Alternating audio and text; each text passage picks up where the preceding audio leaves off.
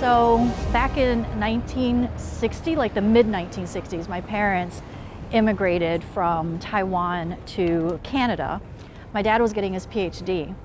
And initially, I think my dad had every intention of going back to Taiwan, but things didn't turn out that way. And my mom, knowing that they came to Canada with almost nothing between them, she wanted to help out, make some money. So she started sewing and she became a really, really good seamstress. All that time, they really wanted to come and create a better life for themselves. You know, my mom grew up poor, and so she really thought that coming to the US, which they eventually did, was how they were going to provide better for their children and have a growing family.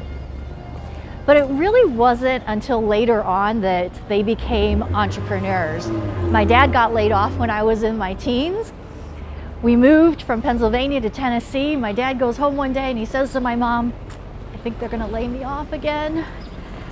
And being the spicy woman that she is, because she's a lot like me, or more like I'm a lot like her, she said to my dad, "Never again is this gonna happen. We are gonna make it so you never have that fear of being laid off. We're gonna open our own company." And that's exactly what they did. And even though my mom felt like she didn't have really good English skills, they did it anyway. And my dad ended up being kind of like the front of the company, but realistically, because my mom, Asian woman, minority owned, it was better for their business that she was president. She really was the brains behind a lot of that stuff. But what I find really interesting is how she said to my dad that the best way to make sure that he was always going to have a job was to become an entrepreneur. And that goes counter to what so many people think. They think that becoming an entrepreneur is a lot of risk. And my mom felt that being an entrepreneur was the path of least risk.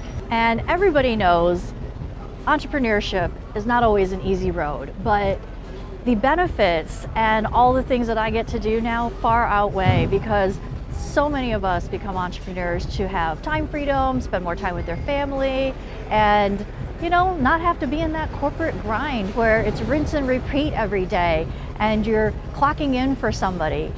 I now get to, and you get to if you're an entrepreneur, be your own boss, call your own shots, be the master of your time, and spend that time with the people that you want to spend it with.